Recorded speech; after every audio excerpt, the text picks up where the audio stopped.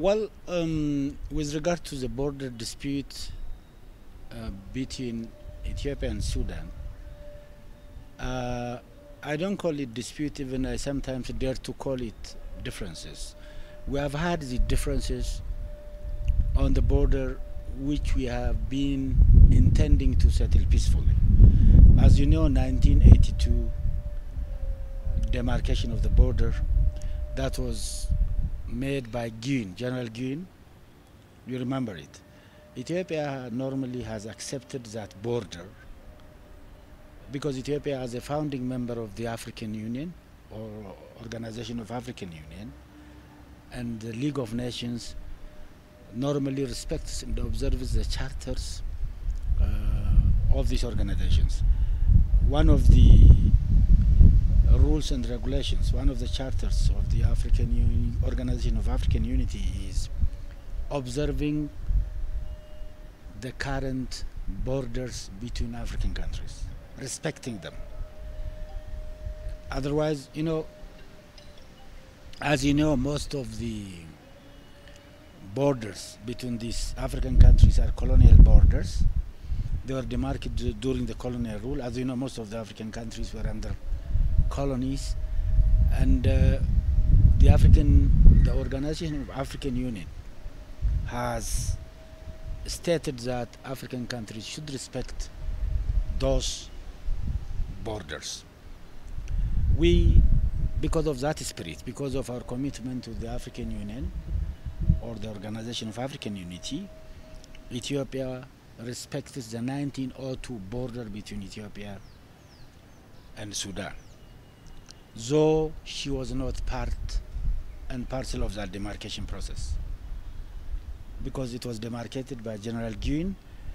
But there is an agreement between the two countries through their exchange of notes of 1972 to rectify, to finalize these existing borders between the two countries through the exchange notes of 1972 between Ethiopia and Sudan. That note is out there. It is out in the record. It has been deposited by the Sudanese government at the UN.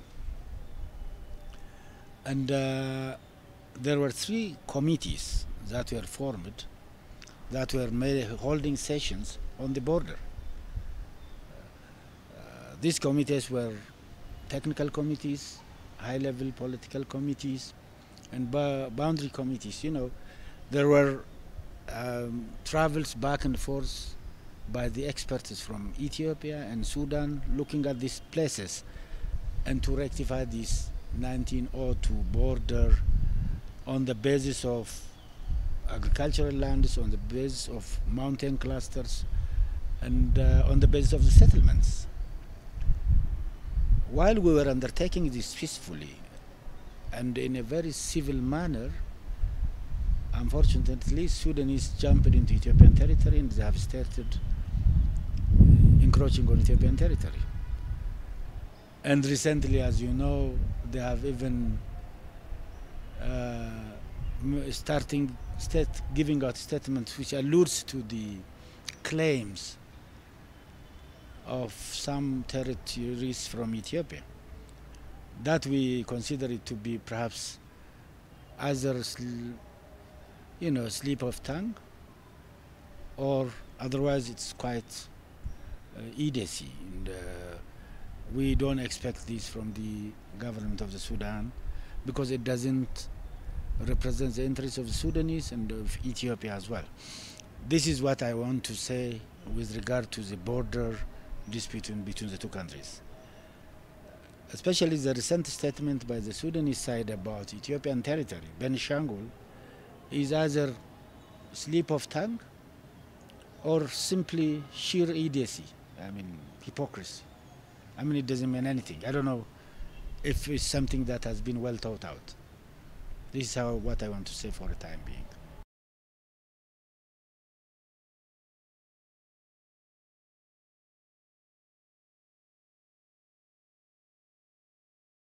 There are a lot of wrong narratives around GERD and the Nile River.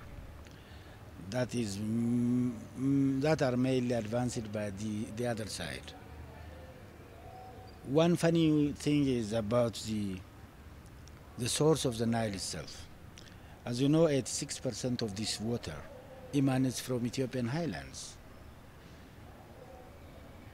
Those forces, those sides are even lenient and hesitant to accept this reality. And some of them advance a wrong narrative of the water perhaps emanating from their border or from their territory.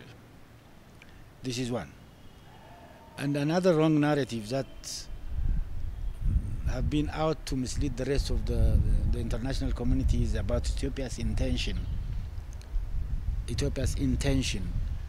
of stopping the water. Why should Ethiopia do this? If Ethiopia had that intention, why Ethiopia assures these countries and the rest of the international community about not hurting them by creating mechanisms whereby they rectify, verify what Ethiopia does? For example, Ethiopia has been playing a very active role in bringing the Comprehensive Framework Agreement. It had its outline share. It's an agreement about equitable and rational utilization of this resource, which has about 11 countries that share the water. Ethiopia has been always talking about equitable share. Ethiopia has proposed also what you call international panel of experts, a panel of experts that has been designed to study the impact, the environmental impact, economic impact of this dam. And that panel has been created by the Ethiopian initiative. It has carried out investigations about the impacts. It has proved that this dam doesn't hurt them. It doesn't have any negative impact as such. Now Ethiopia is actively participating in what you call trilateral negotiations as well. So the other narrative, wrong narrative, is that Ethiopia is hesitant, Ethiopia is intransigent, Ethiopia is not willing. These are wrong narratives that are out to mislead the rest of the global community. And these narratives are wrong narratives. Narratives about Ethiopia's intentions, narratives about even the positions of the Nile River, narratives about the utility of this water. If this dam hurts them, why they always argue strongly, in strong terms, about Ethiopia releasing some amount of water during the prolonged drought in Egypt? Why do they intend to hurt their water bank? A dam that could benefit them. Suppose there is no dam, the water is not stored in any dam. Where does water comes to Egypt? Where does that water to be released to them for the prolonged drought? These are some of the things that, in fact, could be portrayed as wrong narratives. Well, basically, as you know, the current status of negotiation is that Ethiopia is ready to agree on the feeling and operation of the feeling. Ethiopia is ready also to give data to the Sudanese and the Egyptians. We are ready to invite them to observe the first feeling. And we have agreed, we offered actually to agree on this and to even sign a document. So the other side is intransigent. They are insisting on comprehensive agreement and the water sharing. We are saying that that takes a process. When it comes to water sharing, it takes a level riparian countries to come together and discuss about it.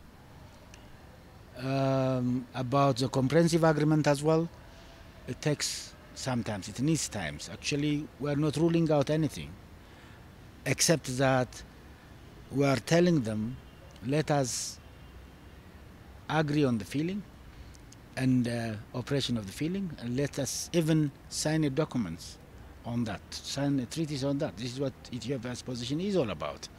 I think this is the right position that one can take faithfully. And this is how we are addressing the issue, and we hope they will agree to it because it will be to their benefit. There is nothing that Ethiopia is hiding from the rest of the world and from the riparian countries, because Ethiopia doesn't have an intention of hurting the downstream countries. From day one, this is what Ethiopia has been saying.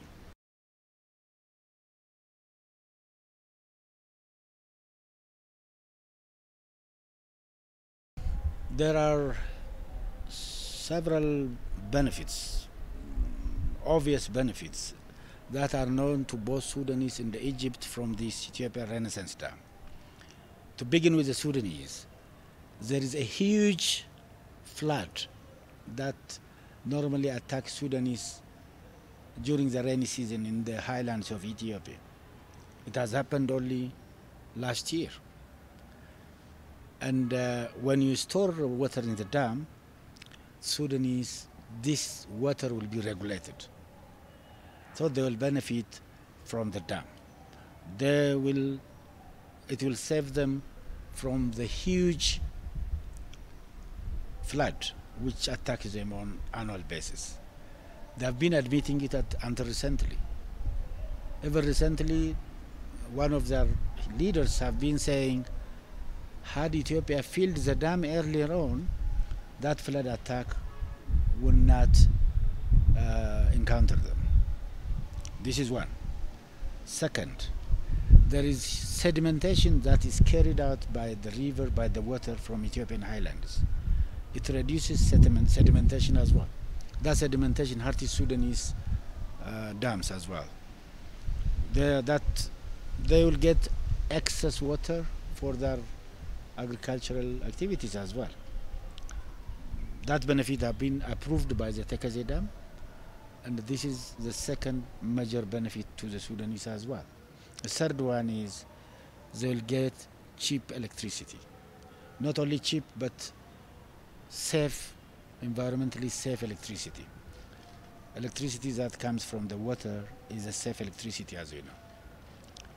These are the major benefits. Otherwise, this river will be a source of cooperation between the two countries. It could be a source of tourism as well. So definitely, these are some of the benefits that they get from the dam. When it comes to Egypt as well, you know, one of the arguments that are put forth by Egyptians about this dam is they ask Ethiopia to release some amount of water during the prolonged drought in Egypt. What does this mean? This means the storage of the water in Ethiopian dam is a water bank for them.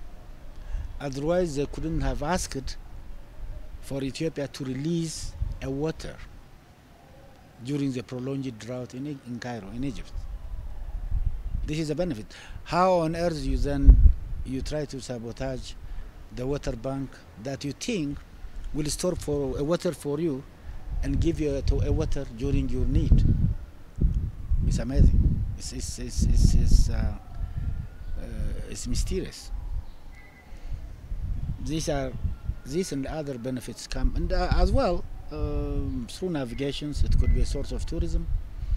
This water, Nile water, could be the source of benefit, the source of cooperations, the source of working together for all the three countries.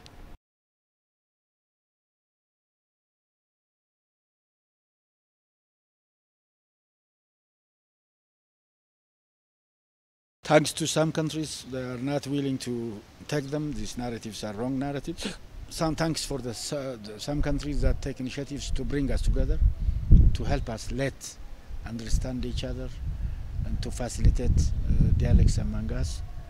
But otherwise, the narratives are wrong, and definitely they are in vain.